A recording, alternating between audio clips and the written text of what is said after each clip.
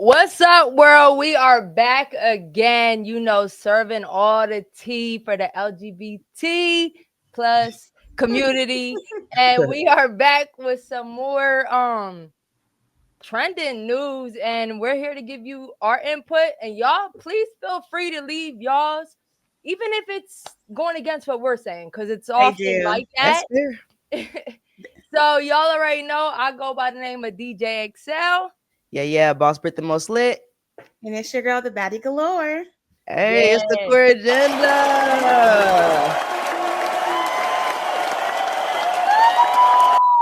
My favorite part is when the ladies say, woo! Like, yes, cheer us on, lady. What's up, y'all? How y'all feeling?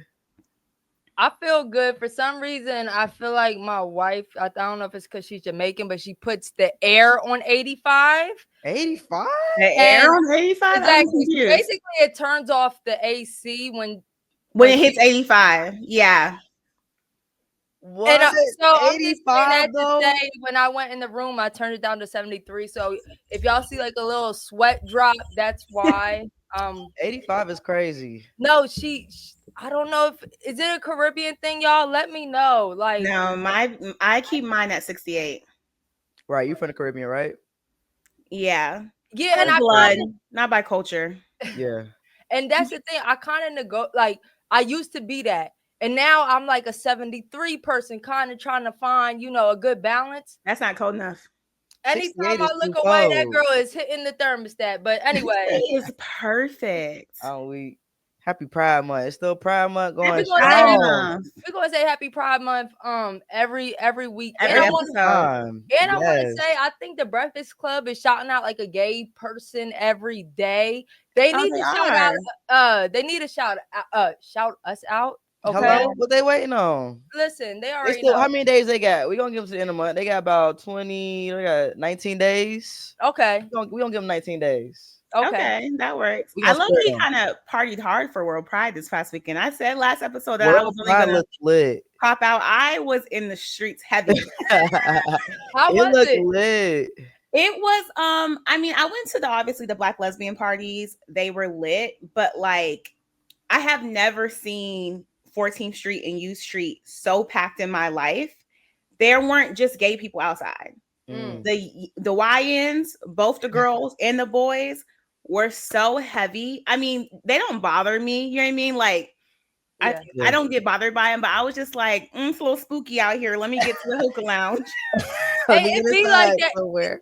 Especially like the younger crowd is just different, y'all. And in DC, they're really, really rowdy. Like, it actually has gotten to the point where like they're setting curfews, they're closing down, like certain places have closed down, like McDonald's have closed down their insides because the kids can be so rowdy. It's actually like a really big issue in DC. I saw something about that, like kids starting to get curfews and then they gonna get like tickets or some shit like that. They get found out. Yeah, they do these things where like hundreds of them will just like go to one place like the mall and just run amok and cause. I heard that. There's a name for it. I just can't think of it right now. Hey, and they doing it like all across the states, like not just like, it's everywhere. Insane. These YNs acting crazy. But Atlanta's like that too. They stopped having like scenes at Atlantic Station. Yeah, I mean you have to. But World Pride was lit. I actually walked in the parade with my job, which was amazing. It just was like 95 degrees outside. It's so hot, but like when the music's playing and the crowd's cheering on, and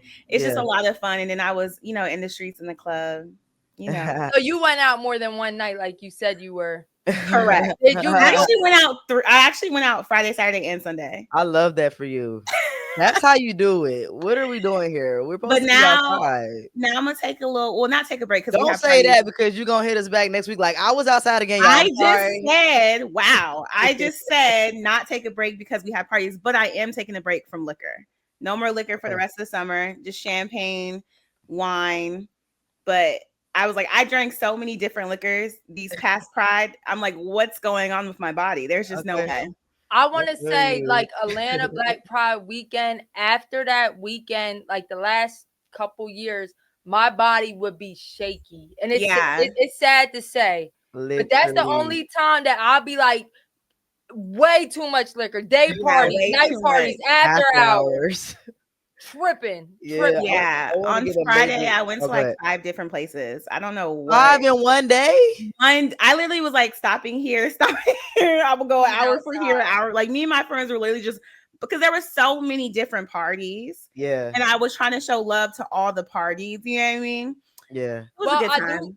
I do want to say while you was in DC, me and Boss Britt, we was in Kansas City. Yeah, I was about to say, man, major shout out to Kansas City, man. Big up lit. Shout out to Starzette. Like, I met her a few years back, just going through people in Atlanta. I just want to say, you got to build your networks because you never know, you know, when that network gonna come back around. So I've been talking to her about us for years. She's been watching us grow. And this year they brought us to the festival. They celebrated 50 years of it. Wow, that's amazing. First year was in 1975. Okay, history. Go ahead, Britt. Oh, for real? Was they 50th? You ain't know you was there for their 50th? No, I do. It's just not the shade. Down the year. Yeah, so it was Kansas City history. Okay. Actually, I shouted it out in my drop. Just clock that. When I was lit, like their energy was super dope. They were super welcoming. And shout out to my sis London B. She was out there with us, and we always like low key like a little nervous because it's a festival stage. Like it's not like a party. It's different, like that. So it's a way different kind of vibe. But when I say we killed that. Yeah. Oh, lit, we ate it up. No crumbs. Get us to y'all festivals. Get us to y'all stages because we ate that up. Yeah, and I do want to say we was the main DJ host set. We did London B set, helped her turn that up, but she ain't need no help. But just we added our touch, and then we turned it up. Had everybody singing. I haven't even had time to look through footage, but that'll drop soon. But it was a vibe. And then this weekend we are in Atlanta for a brunch. But then Sunday we going to the NOLA, baby. What's up, baby? Okay, we out there in New Orleans. Yeah, on Sunday we're out there for a pool party. I just want to throw that out there. But I feel like we ready to get into some tea. You ready, BADDIE Galore? I'm ready. Galore. Let's get into it. What's on the agenda today? So before we get into the main topics, I want to first introduce a new segment to you guys that we'll do from time to time when drama refuses to stay in the past, right? This one we're calling Revisiting the Agenda. And it's our way of circling back to old topics, unfinished mess, and headlines that suddenly get a new plot. Because just when we think we moved on, the group chat starts buzzing again, okay? Facts. Now, y'all remember 2 weeks ago when we broke down the drama around Ty Young and her romantic relationships with reality TV show stars like Mimi Foss, Ming Lee, and allegedly Drew Sidora. And while we did defend her at that time, not only on the show, well, y'all did, but then in the comments, because she did comment on our video, shout out to Ty, she showed love. Ty innocent. Now she's being romantically linked to yet another reality TV star, her castmate, Brandi Maxiell. I'm pretty sure it's Maxiell. I don't think it's Maxwell. As she should be.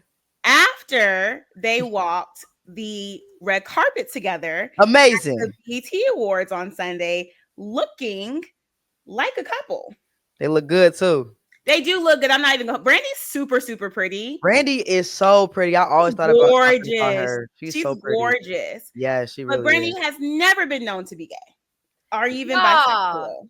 Yes, it be like that. And has been married to her husband, who she is currently separated from for like over 20 plus years. Because that's why she's on Basketball Wives, because her husband used to play basketball, right? Okay.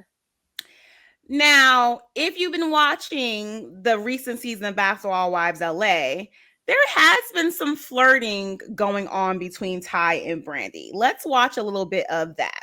Girlfriend, that's the first woman she slept with. So that's your gang? I don't have no gang. But Gabrielle told me that you said I was cute. Oh, flirty. She has an energy about her and her swag, her tone, the way she talks. Brandi, you won't Ty. Her eye contact. You like a cheater. Like, I see it. Like, I don't know you like that, meaning. So if you guys date someone else, would she be mad, you think? Yeah. It'd be that eye contact. Now, Brandi had told Evelyn that she thought Ty was cute. And I kind of feel like they're just leaning into this a little bit. But then when Ty posted footage of them on the red carpet to her Instagram account, her ex and also their castmate, Ming Lee, left this comment. which said, not y'all went on a date, and then tagged Brandi directly. Hello? Ty responded by saying, damn shame your boyfriend ain't let you come. And Brandi also commented with kissy faces and fire sign emojis. They all messy at this point. What? Now, we can't have a super long discussion about this, y'all, because we're just revisiting old tea. But very quickly, give me y'all reactions to this. Tens. Ty's innocent. Ty's that guy. Fuck with her. Yeah, get Brandi. I know Brandi. One thing about it is, once you get around a woman and they put that riz on you, you know what I'm saying? Because women just hit different. We more really genuine. Do. We give you that eye contact. We making you feel shit in just a simple conversation. So I understand why Brandi is feeling it. And Mean got a boyfriend already? Well, allegedly? We can't get into it. We can't get too deep into it. Okay. I'll say this quick little thing. Now, remember when we covered this 2 weeks ago, Ty mentioned that Ming did have a boyfriend and like had another dude. So like, yes, she allegedly has a man,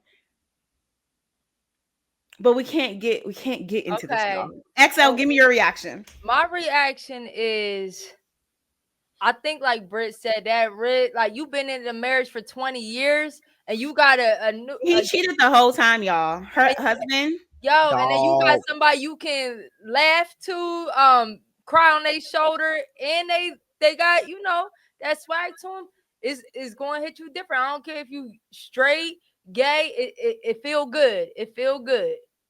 Facts. How you feel? I'm gonna keep my comments to myself because you know what? I feel like me and Ty made some progress because she's commented on my TikToks before and she wasn't as happy with them. So I'm gonna just say, you know what? They look good together. Okay? Oh, you are just you try not to be on her bad side. Right. It's like they had a little history. I gotta go do my research. My gift to her. Happy Pride Month. I'm gonna do my research on BADDIE GALORE, and I'm gonna bring a topic next week. And okay. I've been in some mess now. Ooh. Yeah, I did hear you had a public relationship. So. Okay, now let's get into what we're supposed to be talking about today. All right, let's get on today's agenda. Because a new day means another formally branded Sapphic celebrity goes public with their heterosexual boyfriend during Pride Month. Listen, y'all, the white lesbians have been going through it, okay? But this time, there might be a self-help cult involved. Cult's crazy. The white people love cults. Listen, first the white lesbians lost JoJo Siwa. Okay. Then there were these influencers, Emmy and M, y'all. I didn't even know who they were, but they were distraught over these people breaking up. Okay. I actually became friendly with Emmy's best friend because y'all know I just be in mess that I don't belong to, becoming friends with everybody. Right. And now, once a queer favorite singer, like this was her girl, that was a girl, Fletcher, decided to debut her new relationship with a man on Pride Month. During Pride Month, but it gets worse as it always does. So, in her new song "Boy," Fletcher reveals that she kissed a straight man at New Year's, fell in love, and has been laying low for the past 6 months because she's been scared to tell the queer community about it. Britt, let's listen to a little bit of that clip. In the morning, we were counting down. The music stopped. We were waiting for the ball to drop. I closed my eyes and I leaned in. I kissed the boy.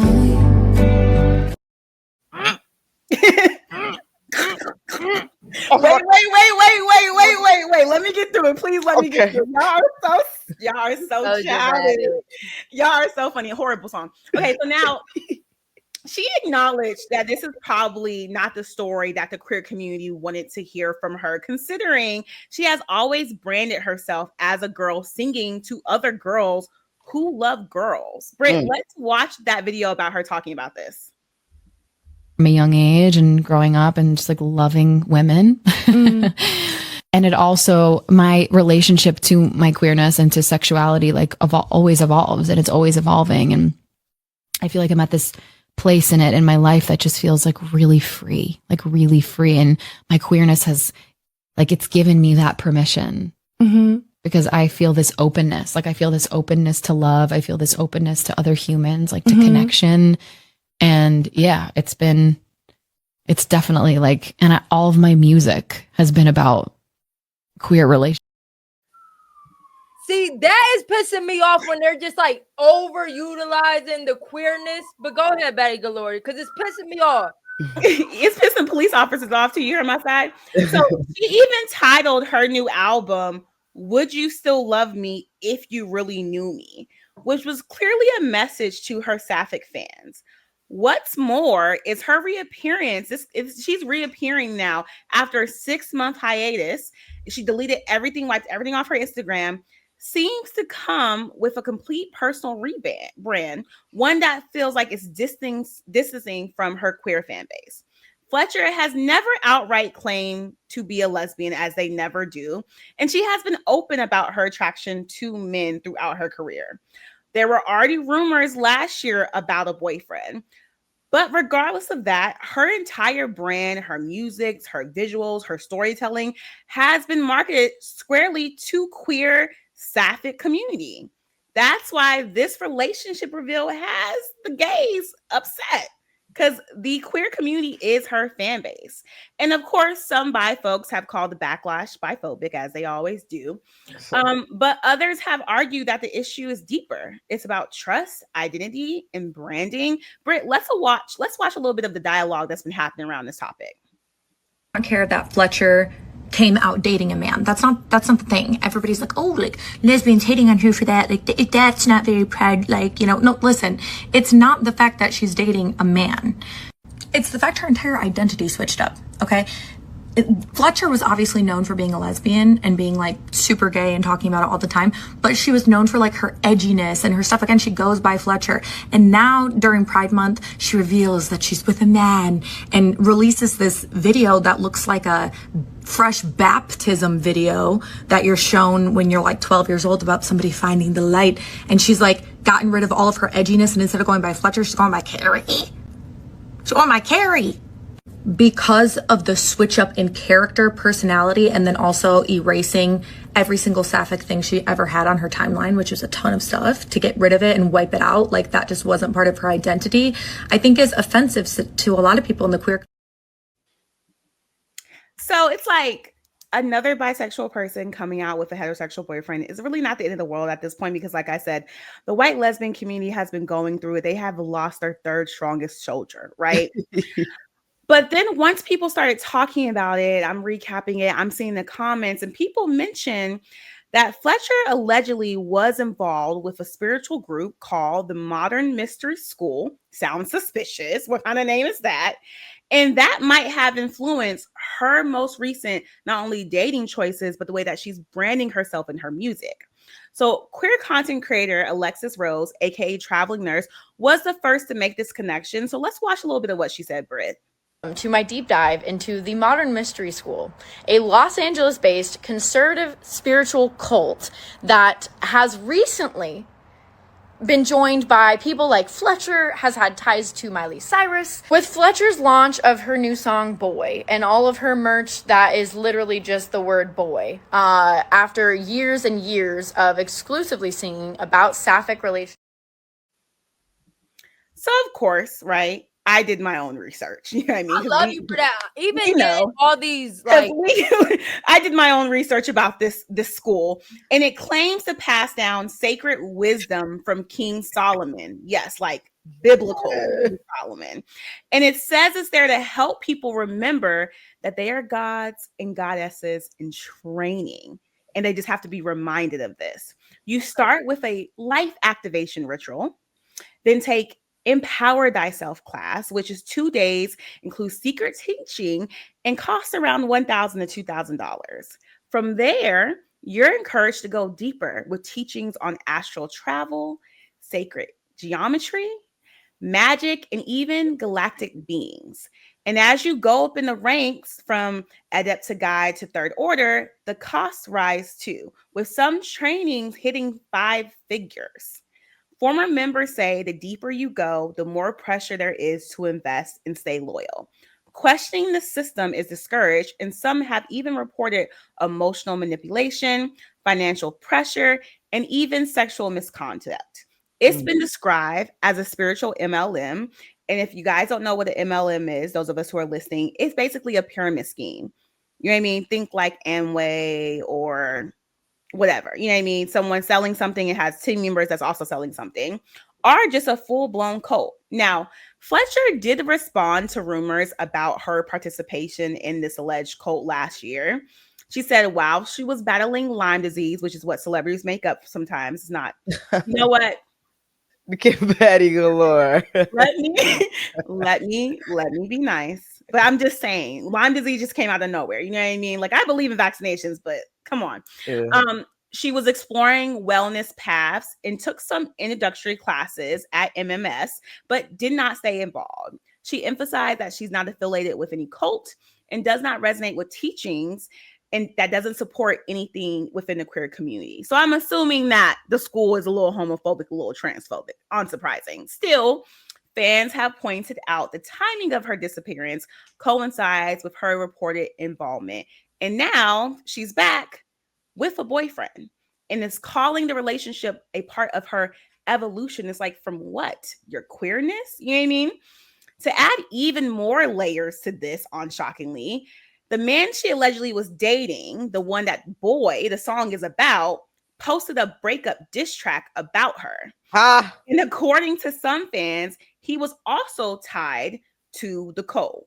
And now she's reportedly with a different man who is also allegedly connected to the group. So what do we think? Is this just white lesbians losing some of their best celebrity queer representation to the heterosexual community? And should they be alarmed by this growing trend?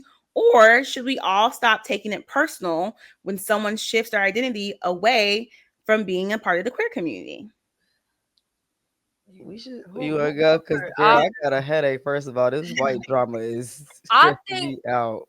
I think the worst part is when you make all your content about being a lesbian or being queer. Every interview you're talking about being queer, my queerness. Every music video you got a female in it. Because I did go back and I watched like one or two. I definitely see her singing to a woman. I don't know if everyone, you know what I mean?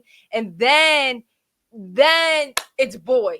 It's not it's not even like, you know, that's crazy to me. Not even boyish, just Boy. And there's so many documentaries on these cults. Yeah. You know, that charge and like I do believe like there's some things that even when I watch the documentary, like I feel like it's empowering, like to a certain extent, it's empowering, but then they just go into their very cult like, you know, things where like you had to go from queerness to boy, everything, your merch is boy. That sounds, I don't think cult lets you be gay. You know what I mean? Like they're not queer friendly at all. What you think, Britt? Your headache still there? Girl, I'm like, what the hell? I think, all right, so you ask, should people take it personal? No, I'm gonna always say that. Right. And that's just me giving everybody the benefit of the doubt. Because hey, what if one day not saying I would go straight, but what if I went straight or something? Or if I popped out pregnant? Well, I just know human nature, they're gonna judge me regardless. So I understand everybody being offensive and everybody feeling like, yo, we looked up to you. You were my savior. I had your posters on my wall. Who do I look up to now? Because now what you believe in, I don't believe in. So I definitely get that. But people do gotta unfortunately learn how to go through that breakup. It's just time to break up with the lady. She's on a different path in her life. She's that's a word. She's trying to get some real dick. It's like a breakup for real. Some real dick is crazy. She wants some real dick. She don't want to strap no more. And the breakup hurts. You know, it's like I get it, because that's how I feel about, for instance, R. Kelly's music. I had to let it go. You feel me? I love the man's music, but I had to let it go. And it hurt me so bad. Maddie still listen to R. Kelly. Tell the truth. I think even with Diddy, like I love Diddy, and I have listening to his music. Really, so it's like I get when that stuff happens, how people are like feeling some kind of way on the internet, and they have every right to do that, and the person on the other side should understand where people are coming from. But at the end of the day, she gonna do what she want to do. I mean, I heard Keke Palmer say, like, you know, people got to remember that, like, being a celebrity, that's my job. I have a real life outside of that, and a lot of people be living a real life that if we knew what they was doing in their real life, we would not agree with them at all. So, you know what I mean? Like, I get, she probably is in a cult. White people love them fucking cults. I don't know. I don't know why they be, and you know, I don't get it either. I be like, yo, ain't y'all smarter than that? Y'all really letting people manipulate y'all out of thousands of dollars in the sexual assault, and y'all think Jesus Christ is coming back tomorrow? And like, that stuff really be blowing me. I'll be like, binge watching those cult shit. So I ain't surprised. They're good documentaries. I ain't surprised about that. And it is a coincidence that both of the guys are linked to that same organization. Well, it's not. I mean, if she was a part of it, yeah, she probably met him. And they're like, if you really want to be your true self, you probably can't be queer. Here are these men instead that you can date. Yeah, that's what they do. But I think the point you're making about, like, it's almost like a breakup. Mm-hmm. And sometimes you have to accept that that celebrity, that singer, that actor who you really liked is no longer relatable, maybe because they're problematic like R. Kelly, or maybe because they no longer are queer like Fletcher. Yeah. You have to be able to, like, work through that. And, like, breakups are hard. They Even when you're having, like, parasocial relationships, because that's what this is. It's a parasocial relationship that people have. Mm-hmm. You know, this Fletcher's not my type of singer. You know what I mean? I've never listened to a track before. I've never heard her music. Yeah, I've heard about her though. Like, when I started to get into, like, white lesbian business, she was the one person I heard about the most because she was known for dating other popular white lesbians. I heard her name before. Celebrities, influencers, But I mean, it's just like at this point, we're on our third loss. Well, not us, but the white lesbians are on their third loss. They can't. And then it's Pride Month. Like, damn, bro. Like, you couldn't wait till like July or something like that. Like, but I mean, not to be. You know what? That might be cult like. I was about to say, not and to you got to do it during serious, Pride but I feel like all of these celebrities using this month to come out with their boyfriends is intentional. And I think you think that for real? I said not to be a conspiracy theorist. So, like, I believe in conspiracies, though. Don't get me going. I just think that, like, I say this very often, but, like, our society is turning very conservative very quickly. Yeah. And having all of these mainstream celebrities that have branded themselves as sapphic and queer using this, you couldn't wait till July. Right. You couldn't have said that in May. You can say on Independence Day, like, it feels intentional. And I saw a video where someone's like, it shows people that, like, if you find the right man, you can change. And that's just not the truth, right? But also, I saw another person say, like, the queer community is dominated by bisexual women. And more often than not, they end up with men. So we should stop being surprised. And I don't know if that's true, right? I don't know if she had any stats to back it up. But, like, when people are outwardly bisexual celebrities and stuff like that, they're usually with men. Yeah. Usually. They're married to men. They publicly date men. They'll say, oh, but I'm bisexual. I've dated women, but, like, never publicly. Well, I do want to say something also, and I'm not going to say specifics, but we just interviewed somebody that brought up a good point, and it didn't even come out yet, so look forward to it, right?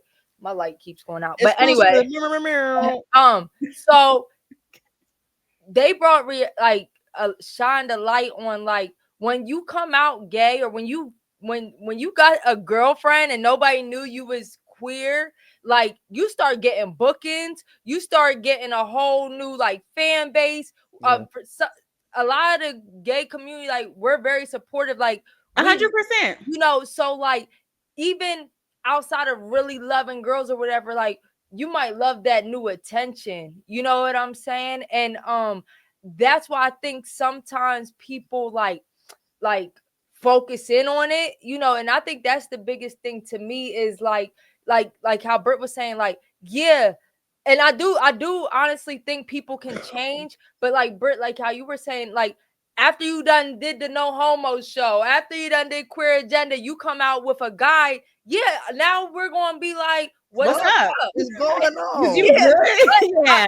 I do honestly think people change, or like even BADDIE Galore on other episodes, you were saying like studs never got to really even experience it or whatever, you know, so they're kind of locked in. But it's like once you made that, your lifestyle and shit, that's when I feel like that's whack. I'm also going to make another point, and we do need to move on. But like, queer, as supportive as the queer community is, queer artists aren't mainstream successful, right? Like their success is within our small community, but not on the main stage. And I think that's a lot of reasons why a lot of artists don't come out as queer, because they know they can't ever be truly mainstream to be successful. Maybe Chappell Roan is a great example of that more recently, but she also is very conservative, right? She comes from a conservative background. She has basically said, I'm not going to be I'm not going to be protesting the streets for gay rights, whatever the case may be. But like, sometimes I wonder when things like this is like, does she think she'll be more successful if she's seen as a straight artist versus a queer artist? But do you think that's the same with the white community? Because I kind of like look at Billie Eilish. Like she is okay, but Billie Eilish just popped out a new boyfriend too. You said what? Yeah. You said what? yeah. No. Can you please repeat what you said though? Eilish just popped out with a new man. What? Wait, but when she first came on the scene, was she gay or did she come out later on? So I actually just had this conversation. I feel like Billie is not queer in the way we think she's queer. She has said that she's attracted to more than one gender. I've had heard rumors. She's been seen kissing women, things like that. But she's always publicly had a boyfriend, which goes back to my point that when celebrities are bisexual or pansexual or whatever it is, they always publicly date men. Mm-hmm. So do I think that she panders a little bit to the queer community when she's dressed like Adam Sandler and looking in other women's eyes? Adam Sandler is crazy, by the way. Or am I being truthful? She do be dressing like Adam Sandler. You a fucking fool. So yeah, do I think she panders a little bit? Yes, but do I think she makes music for queer people? No, I don't think so. Yeah, I feel you. Those are very valid points. I agree with that 110%. And would she be as mainstream if she came out the gate a gay woman? I don't know. And nobody really has when you think about it. Chappell Roan might be the closest, most successful that we've seen. Like her career. Chappell Roan. She what's her songs are like not my thing, but you've heard her music before. Okay. You've heard her music before. And I also think you can make music. I do think sometimes when you're a female or male and singing about the same sex, like I do think, you might be holding yourself back because other people can't relate. I do think you can make it like a gender neutral. Like saying you instead of her, you know what I'm saying? Great example of that is Sam Smith. When they first came out, they used gender neutral terms. It wasn't until they were in their like second or third album that they were like, actually, this is who I am, right? Right. And so that's the point I'm trying to make. Like, I just feel like sometimes artists understand that to really be mainstream and big outside of Chappell Roan, again, like I think Chappell Roan is a great example of doing that. You might have to come out as straight or shift your perspective or who you're engaging with to make money, but the song isn't good enough for that to work for her. So I wish her the best of luck. Am I being spicy? I think I might be a little spicy today. You ate that up, no? I've had a good day though. It's not coming from anywhere. Okay, we gotta move on. So next conversation is NeNe Leakes down for the trans community or not, right? Because NeNe, we love NeNe. She's best known for Real Housewives of Atlanta. She's also done some acting gigs. Recently launched a new YouTube show where she invites different guests to have unfiltered conversations. It's so fitting for her.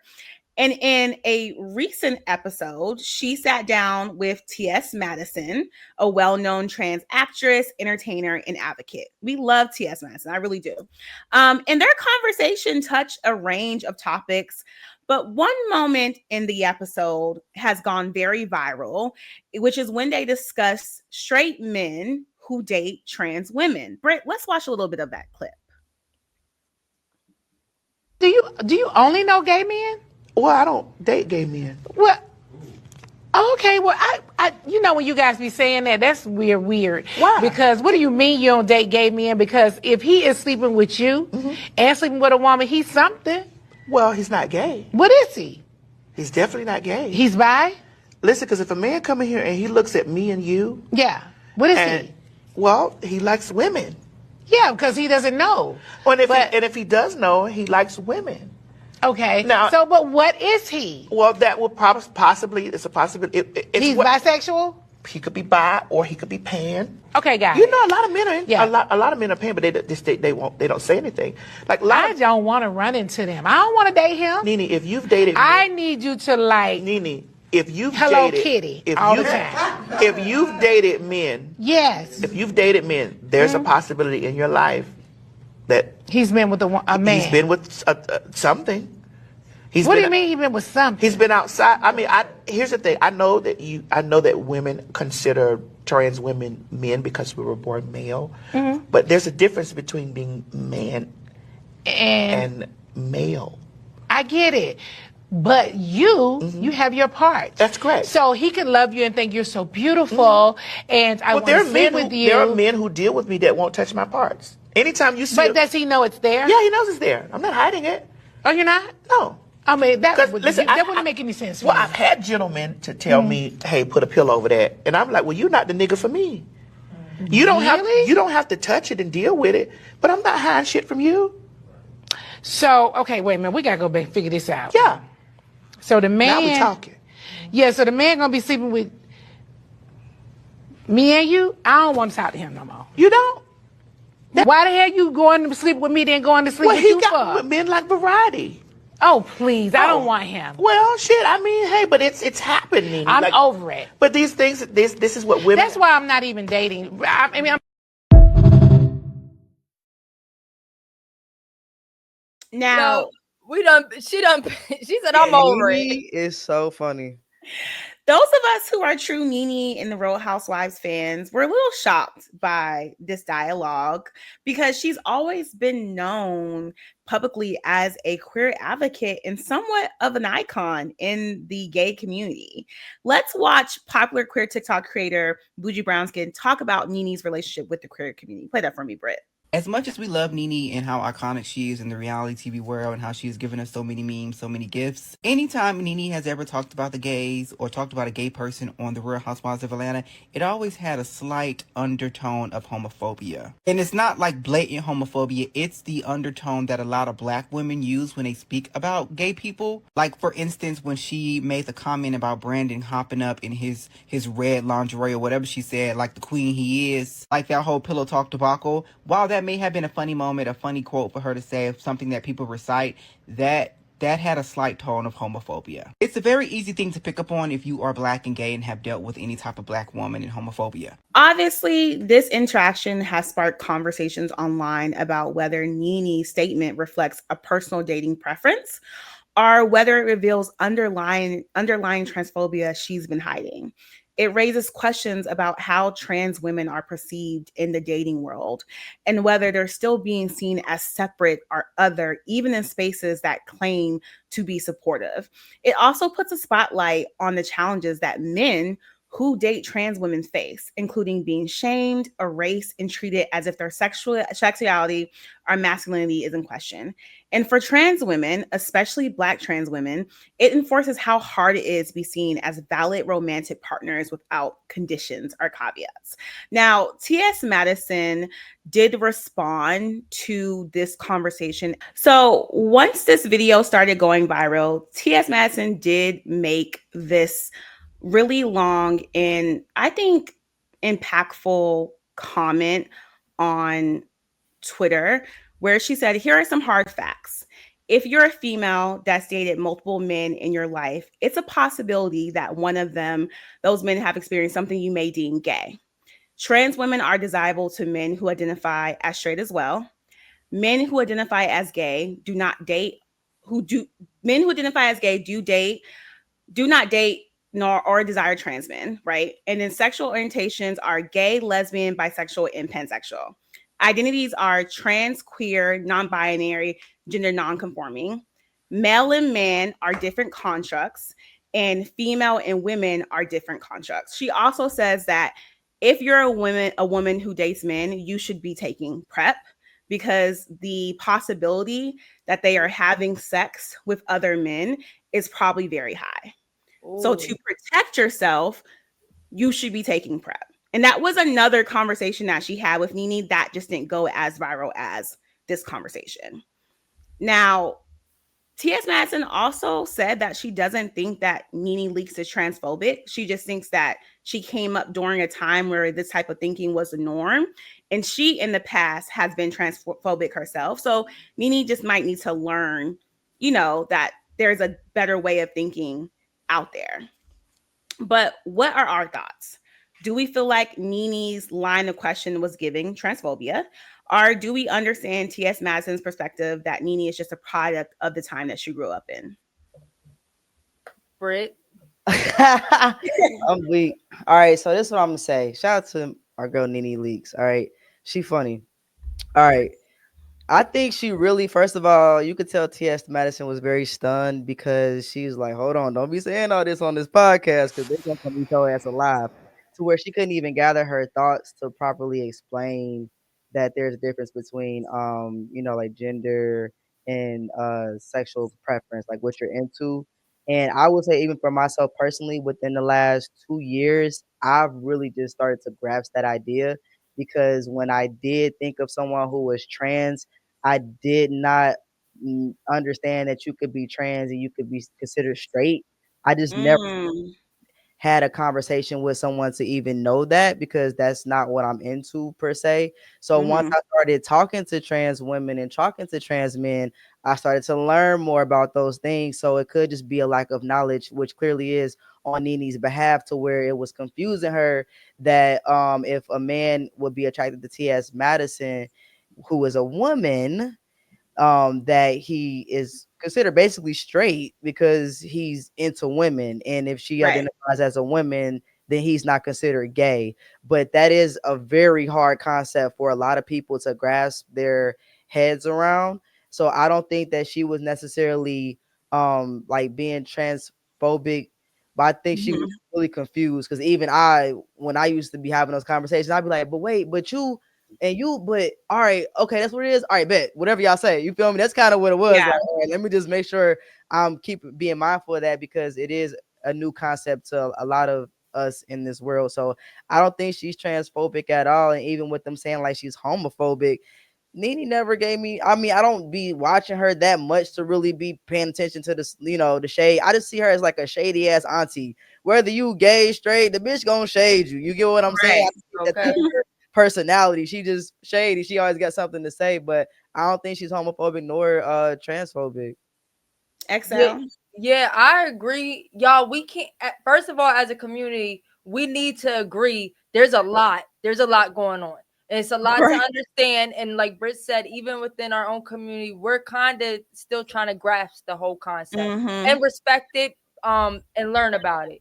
But also us as a community, we can't throw out transphobic every time somebody doesn't 100% agree with what's going on. And I'm gonna be honest, like I'm not gonna be politically correct as a gay person or a lesbian. Like we can have a fucking preference, you know what I mean? And I'm not saying like, for example, I would prefer a lesbian, you know what I'm saying? But I'm not gonna say if you ever dated a man, I can't fuck with you. I'm not saying it like that, but I'm saying like I prefer that.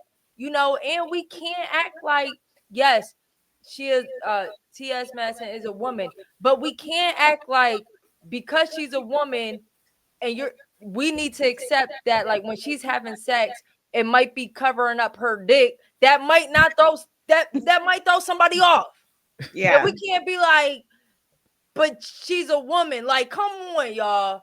Be for real. But I do say, like, I also understand that we do make men feel like they can't, like, be attracted to trans women. Say 10 years ago, I tried it and didn't like it. Where, a stud can say, hey, I had sex with a man before. I ain't like it. And we still look at them as a complete stud or a lesbian. You know what I'm saying? So we don't give men that space neither.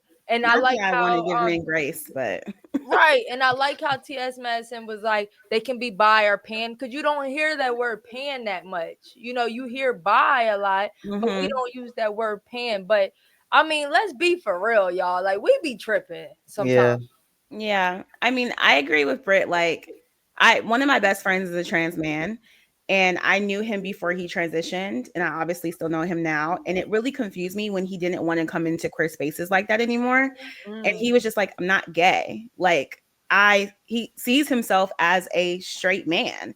And it took me a long time to understand that mindset, because I'm like, yeah, but like, you used to be a lesbian and you used to come to gay parties with me all the time. But like, for him, he's interested in straight women who are interested in men, not gay women who are interested in trans men. And it's hard to understand if you aren't in the community. Like, if I didn't know people who are trans who could break down, I wouldn't understand it either. Like, I think that sometimes as queer people, we forget our privilege as queer people in the sense of understanding these different identities and terms and things like that. And to your point, eXeL, I think that NeNe is just a old school Black woman who shades everybody, and her shade probably comes off a little homophobic because she's shady as hell. You know what I mean? Like, that's kind of a part of our culture. And I'm not saying that it can't be toxic sometimes, but I do think that we throw out phobias like rice. Everybody's phobic of something, whether it's biphobic or transphobic or panphobic, like lesbian, like whatever it is. Like, I think that we tend to be a little bit judgmental if someone sees you and they don't immediately clock that you're non-binary. Hey, if you got a full face and lashes, how am I supposed to know that you go by they, them? Right. I'm gonna think you a bad bitch like me. You probably still are, but I'm gonna think we have the same pronouns. And so I do think that sometimes we can give, as a queer community, we could extend a little bit more grace and understanding, especially to our elders. And not to say NeNe's old, but like people who grew up in a different time than us and who have different understandings than us, and be like, okay, what T.S. Madison did very beautiful was she broke it down. This is why. This is why this mindset's happening. And maybe NeNe didn't get it, but like, she did break it down and use that time to educate. And I'm not saying that's everybody's responsibility, but T.S. Madison is an advocate. That's a part of what she does. You know what I mean? Yeah, I love that. And so I think that, like we all agree, we can hold a little bit more space and a little bit more grace during times like this. And we don't have to immediately jump to somebody's being transphobic or biphobic or whatever it is. I'm actually tired of bisexual people saying we're biphobic. Please. And you know what? I just want to bring something else up, right? Like, everybody's story and everybody's just everybody's different. For example, what you're saying with your best friend, that it's a he, right? Yeah. All right. That he doesn't want to go to queer spaces anymore, right? Then you have other trans men or trans women saying, why don't I feel in this queer space? Hold that thought, because I wanted to talk about that, but on a different episode. So okay, just but put a pin in that. But like, yeah, it is, you know, it's a real thing. We try to be there for the community, and sometimes we're confused in what we just in life. We need to realize everybody's different. Yeah. And there's not one way to handle everybody or a certain group of people. You know what I'm saying? So it gets tricky, and I think we try our best, and even us within the community might make a mistake, and like what you're saying, give a little more grace to. We're all learning.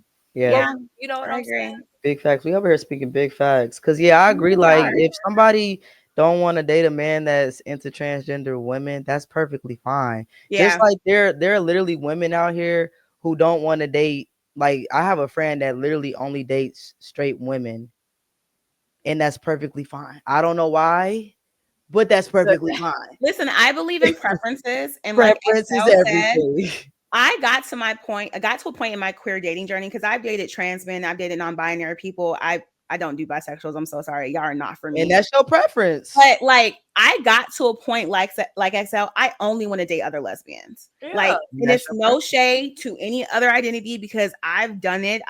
I've dated them all, right? But for me, it's like, I know what makes the most sense for my life romantically is another lesbian. Right. And that is my preference. Right. I actually wouldn't be against a trans woman, honestly, because I feel like it would be like the best of both worlds. Hello, you better go ahead. Okay. But for me, like, my preference is dating another lesbian, right? And it took me a while to come to terms with that. And some people get offended by that, but like, it's okay, because I'm probably not the person for you, but there's someone who doesn't mind that you're non-binary. There's someone who doesn't mind that you're a trans man. There's somebody who doesn't mind that you're bisexual or pansexual or whatever it is. Find that person and don't get caught up that me or whoever else isn't interested.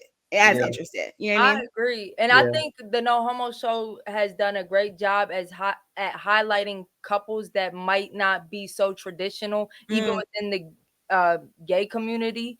And what I have learned is that there is somebody out there for you. Like if you're very small and skinny but love bigger women, there's bigger women that love a small little skinny you, or trans men want to date, you know, another man. Like there's just somebody out there for you, and let's like stop wasting our time on focusing on what other people don't like, and just focus on what you like. And 100%.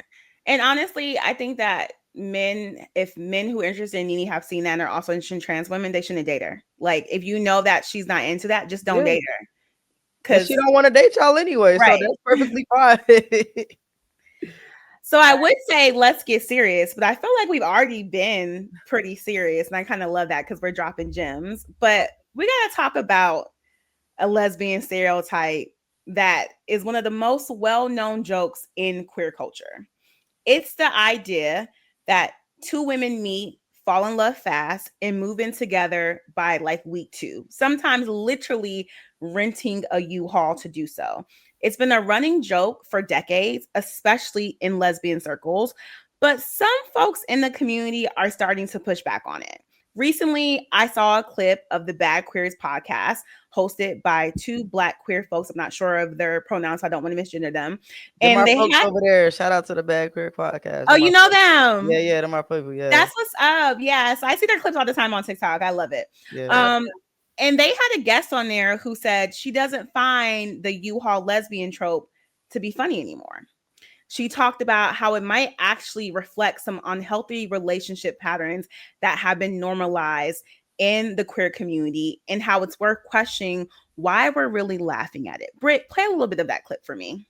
My Bad Queer opinion is U-Haul lesbian is not funny anymore. Nobody's laughing. I think we need to stop normalizing rushing intimacy. Just because we bonded over childhood trauma does not mean you need to move right in with me. I think we don't see it as red lights, and we are like, we're skipping boundaries and just moving right in, and we're calling it vibes. But I'm like, what you got packed in those boxes? Delusion? Because why are we moving so fast? Now, obviously, we've all joked about it, right? Or maybe even lived it. Britt, I feel like you mentioned on the first episode. No, did you not? Why you calling me out, girl? No, I'm just saying. I felt like you mentioned proud and retired U-Haul lesbian. But you used to U-Haul, though. That's my point. Yes, I did. Okay, I was just using you as an example. Yeah, I got a lot of examples. I ain't had no U-Haul. I had a lot of examples is crazy. I had a 2-door car. Hey, whatever we gotta do to get you here. We ain't gotta have a U-Haul, baby. Come over. But the deeper conversation here is about how queer people, especially lesbians, are navigating love, attachment, and emotional safety. The trope might be funny, but it also highlights how quickly we bond in queer spaces and whether that speed is always rooted in something healthy. It also opens up questions about trauma.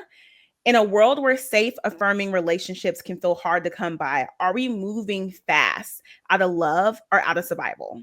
So what are our thoughts? Have we personally, well, we know Britt has personally experienced U-Haul situations that felt good, are the ones that went left. Do we think something do we think there's something specific to queer women, or does it just get more attention in our spaces? And moving forward, is this a trope we should be poking fun at or unpacking more seriously? Man, you wanna go? Go ahead, let it off your chest, Playboy. All right, this is all I want to say. Playboy is crazy. I just feel like, all right, it's very true that the whole U-Haul lesbian situation is definitely toxic, and it is definitely not something that a lot of people are thinking logically about, and they are 110,000% moving off of emotion, especially somebody like me.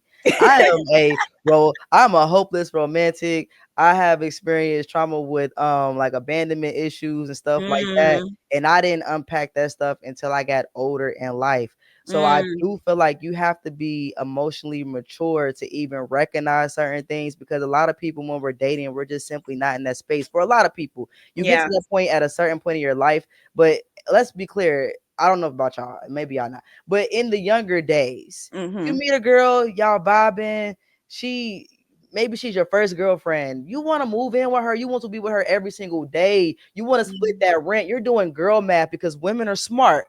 Why I gotta pay rent over here and you always at my house? You might as well move in.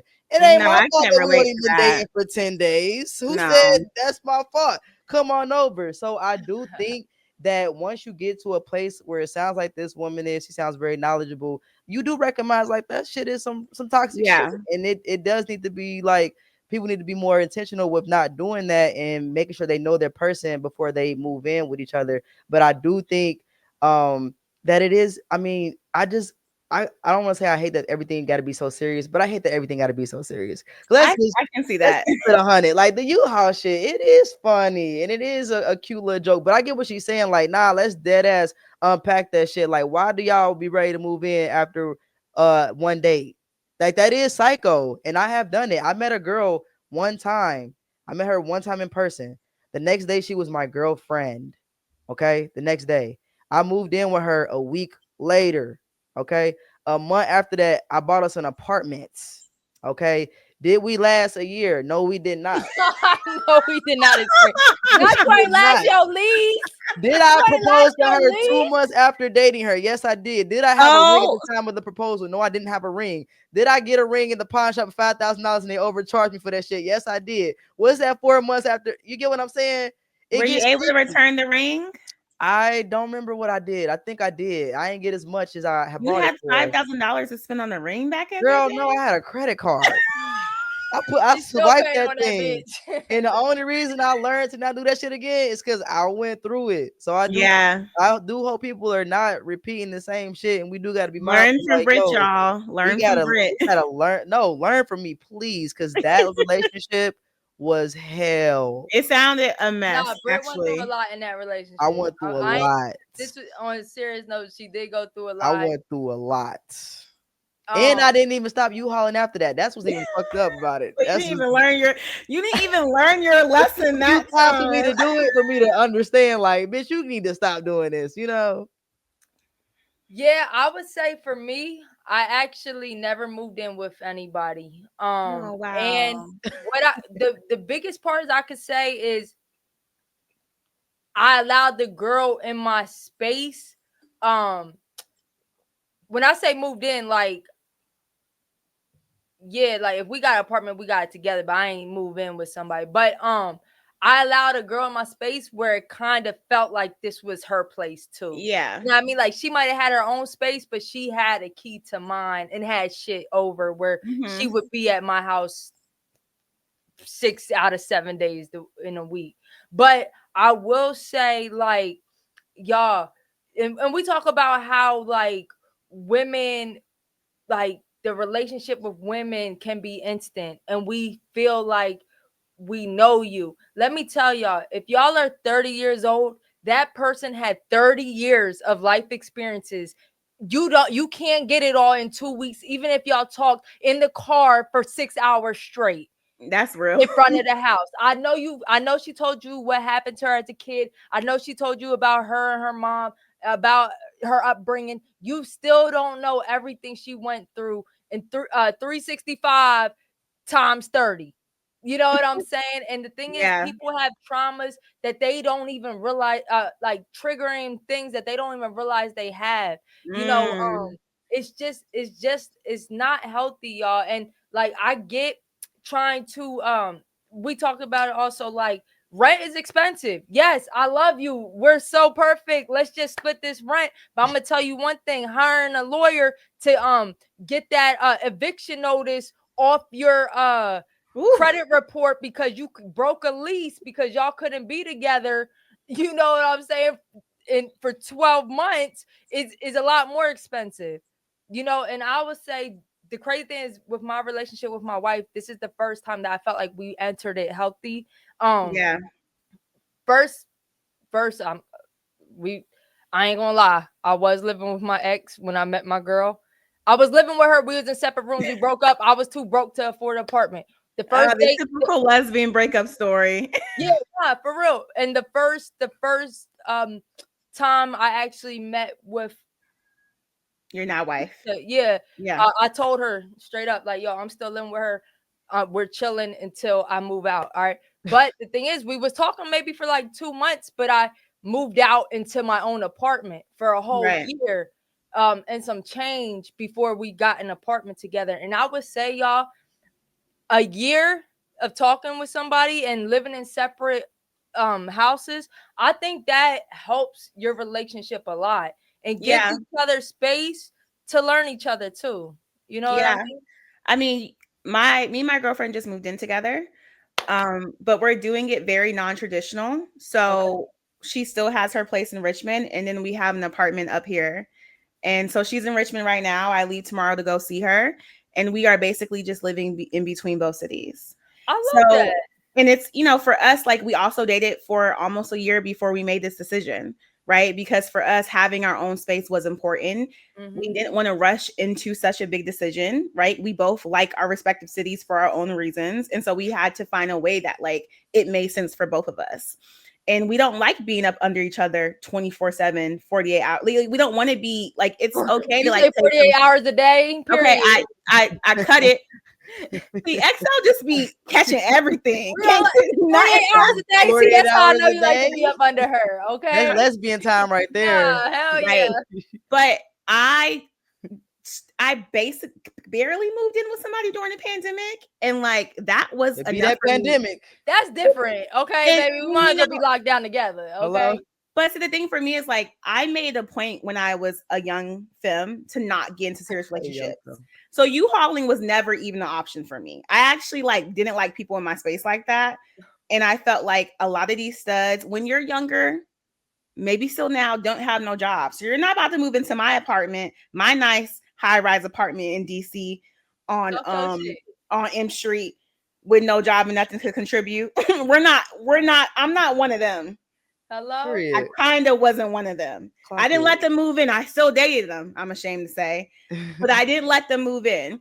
But I think to Britt's point, like, it's funny. It's not that serious. And also, it's not just us. Lesbians are not the only people who do this. We're just the only people who get made fun of for this. I see so many stories on social media about women who meet men that they barely know and move them into their apartments, give them their cars, have them around there. Love After Lockup? Are you kidding me?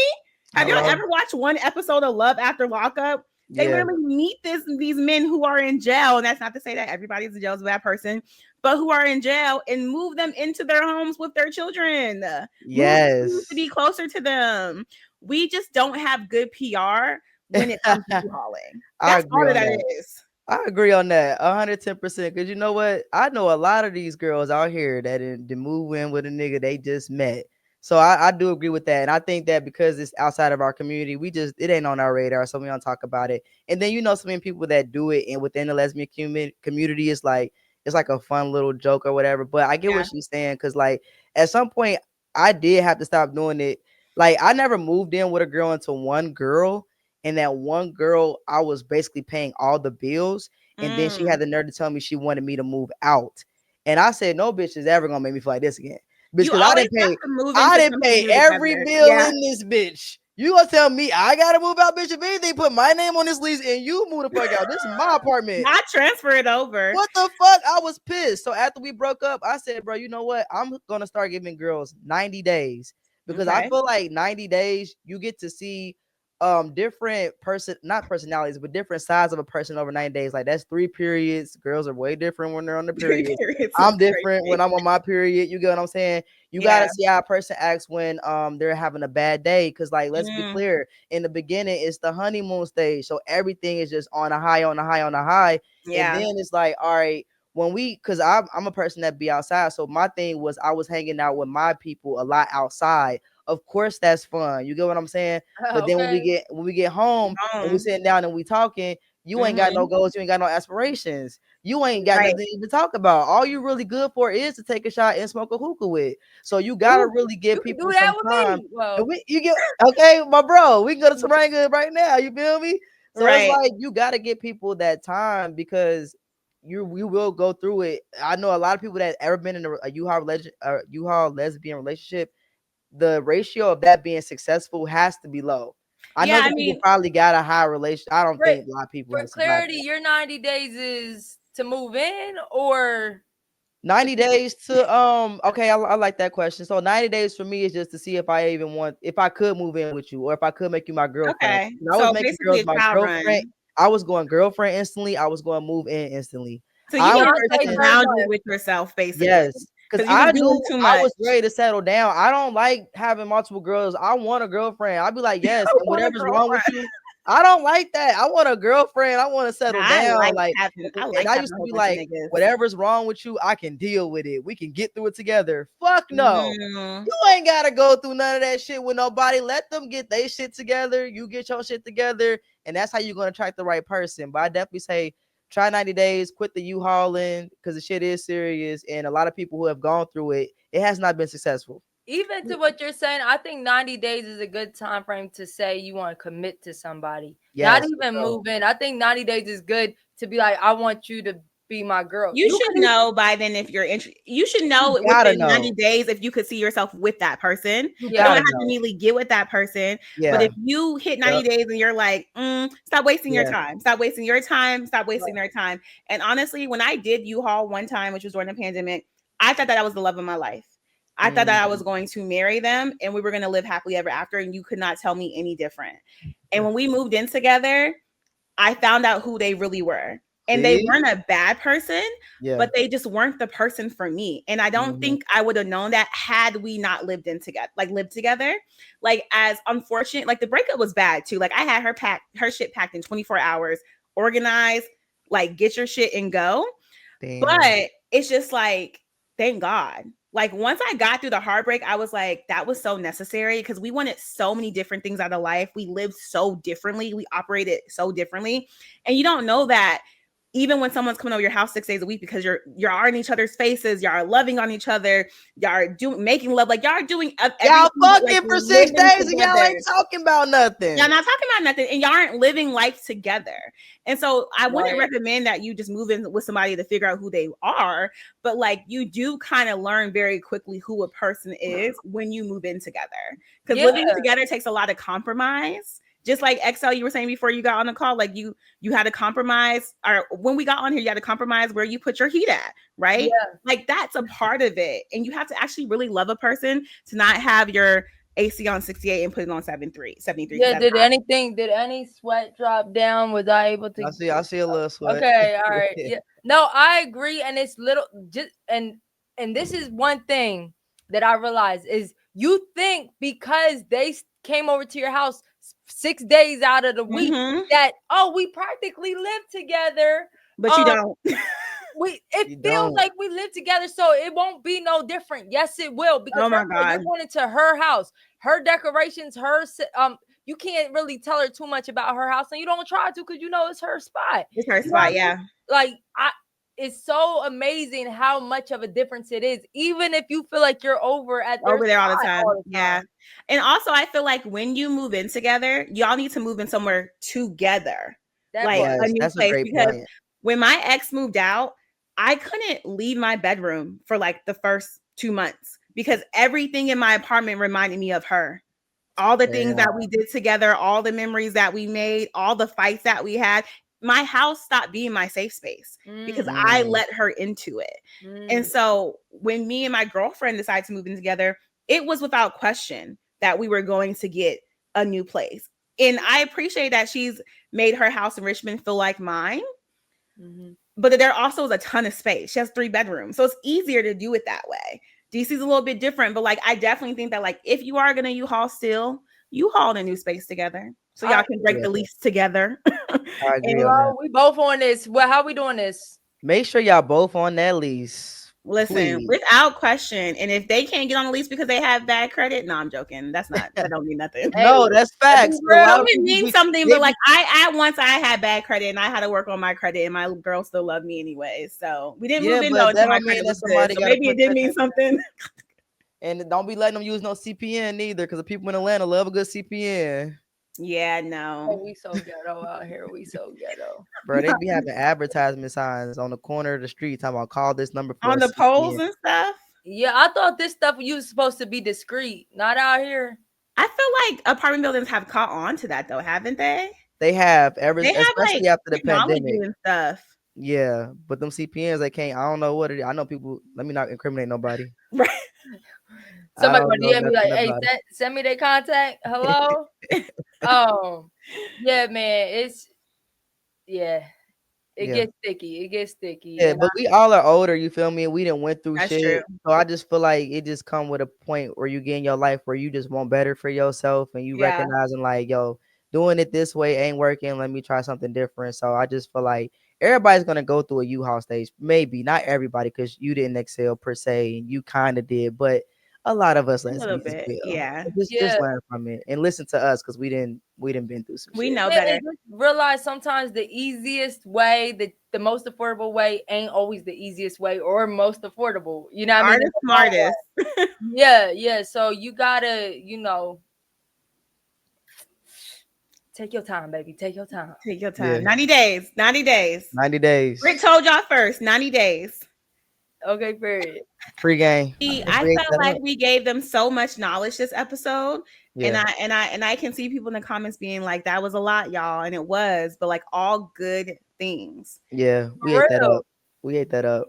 Yeah, for real. And I feel like a lot of people can relate. And I definitely want to tell y'all to please leave y'all comments below. You know what I'm saying? But be a little bit nicer to Brit. What happened? Brit, they be eating you up in the comments on Instagram. They say mad at you. Girl, listen, cause look, ain't no right or wrong answer, and I'ma always say what I feel. Y'all don't have to. As you should. Me. We can agree to disagree, and cause y'all be saying stuff, and I'll be like, "What the fuck ever." But I love the feedback, honestly. We really do. Yeah, and I want to say, like, and BADDIE Galore, you do a great job. I'm gonna say for me personally, I'm not one of them woke ones. We've been saying this on the No Homo Show from episode 1. We're going to speak our opinion. It might not be politically correct, but what I say every time I stand behind, and if there was something that I'm like, damn, maybe I'm open into listening to that. Right. But we are all entitled to our opinions, and the viewers are too. And I love when y'all drop your opinions, and like perspectives are different, and like tell us your perspective, because y'all do be writing paragraphs. Shout out to y'all. Y'all do be writing paragraphs. I love that. I love that, to like really expressing yourself. So yeah. Also, I want to say the No Homo Show on Patreon, we just dropped the episode, and it's about a married couple on Instagram. Their wife goals, that's their Instagram name. A married couple that is now gone poly, and they talk about and they talked about why they chose to be poly. They stand by, like, they didn't have no issues in their relationship or in their sex life. They just were both like flirtatious and more, and they talk about the pros and cons, bad experiences they had. So y'all go check that out. Also, we dropped the full episode of Sunny Surf talking about like surviving SA, and that was a very serious topic, but I feel like it's something we really needed to put out there for the community, because not a lot of mass people talk about it. So y'all, we giving y'all this content. Eat it up. Subscribe to our page, and follow us on Instagram too. Don't forget that. Make sure y'all follow us on Instagram. We need to hit the 500 mark. Get us 500 followers on Instagram. Oh, get to 500. Okay. Yes. Let me put our Instagram on IG. Follow it. For sure. We do comment back on Instagram and on YouTube. We do. Oh yeah, I had to kind of go. Let me go see who been talking shit, because I ain't checked the comments lately. So let me go see who I gotta get together. I had to kind of go in on somebody. They probably replied. I don't look at the replies, because then What's going on? Oh well, somebody said since we here. You got it already in your head. Since we here, because the thing is, on Instagram clips, you just see us talking about a topic. Y'all are adults. Why are y'all talking about being gay when they don't know we played a whole clip of somebody that was actually saying they weren't gay? And they said y'all are adults on here saying this, and I say you're an adult. You just typed a paragraph about this. eXeL. Who's being petty? But I love y'all, and I love y'all. I love her. It ain't no bad blood, but don't We can go back and forth real quick if we got time. Lord. No, I don't want to stress you out, Baddie Galore. Thank y'all. We be stressing her out every single time. When you end the episode in Lord, okay? Amen. Okay. All right, y'all. See y'all next time. Queer Agenda.